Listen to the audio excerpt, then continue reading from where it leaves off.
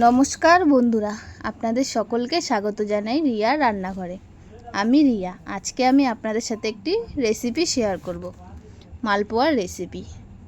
বাড়িতে অতি সহজে খুবই তাড়াতাড়ি কিছু উপকরণ দিয়ে এই রেসিপি আপনি তৈরি করতে পারবেন। চলুন তাহলে শুরু করা যাক। এখানে আমি 2 কাপ ময়দা নিয়ে নিয়েছি। ময়দা নিয়ে নেওয়ার পরে তারপরে নিয়ে নিয়েছি সুজি। যতটুকু সুজি লাগবে সেই অনুযায়ী আপনারা নিয়ে নেবেন।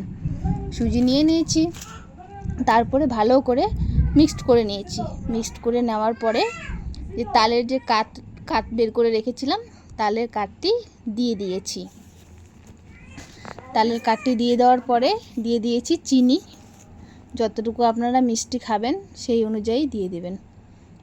আমরা যতটুকু মিষ্টি খাই সেই হিসাবে দিয়েছি। ভালো করে ময়দার মিশ্রণটির সাথে ভালো করে মিক্সড করে নেব।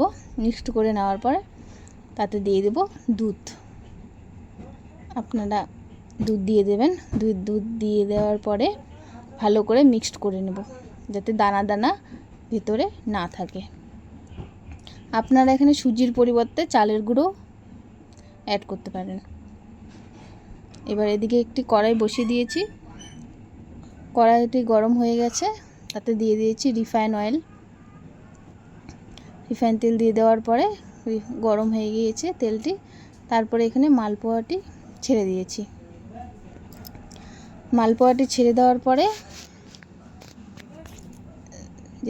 যে গরম তেলটি আছে মালপোয়াটির উপরে এরকম আস্তে আস্তে করে দিয়ে দেব। তাহলে কি হবে, মালপোয়াটি ফুলে উঠবে, সুন্দর ফুলে উঠবে। দেখুন আপনারা কত সুন্দর করে ফুলে উঠেছে। বাড়িতে বানিয়ে দেখবেন, খুবই ভালো লাগে। আশা করি ভালো লাগবে। আমাদের তো খুবই ভালো লেগেছিল।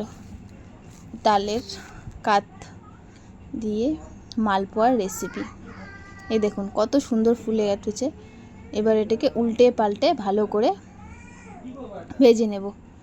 2 কাপ ময়দা আর এতটুকু সুজি আর এই উপকরণ দিয়ে আমার 10টা 11টা কমসে কম মালপোয়া হয়েছে। এই দেখুন আবারও দিয়ে দিলাম। দিয়ে দেওয়ার পর আবারও সেরকমই গরম তেলটি উপরে এভাবে দিয়ে তাহলে মালপোয়াটা ফুলে উঠবে। দেখুন একা একাই মালপোয়াটা সরে যাচ্ছে আর কত সুন্দর ফুলে উঠছে। দেখতেই পাচ্ছেন কত সুন্দর করে ফুলে উঠছে মালপোয়াগুলো। আপনারাও বাড়িতে বানাতে পারেন।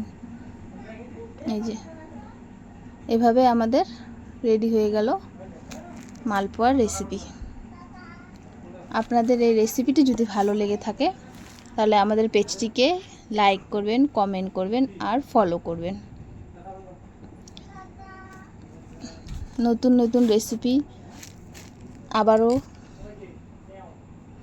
নতুন রেসিপির সাথে আবারও দেখা হবে। আর কি রেসিপি আপনারা দেখতে চান সেটাও কমেন্ট করে বলবেন। এই দেখুন কত সুন্দর করে ফুলে উঠেছে। খেতেও তো দুর্দান্ত হয়েছিল। আপনারাও বাড়িতে বানিয়ে খেয়ে দেখবেন।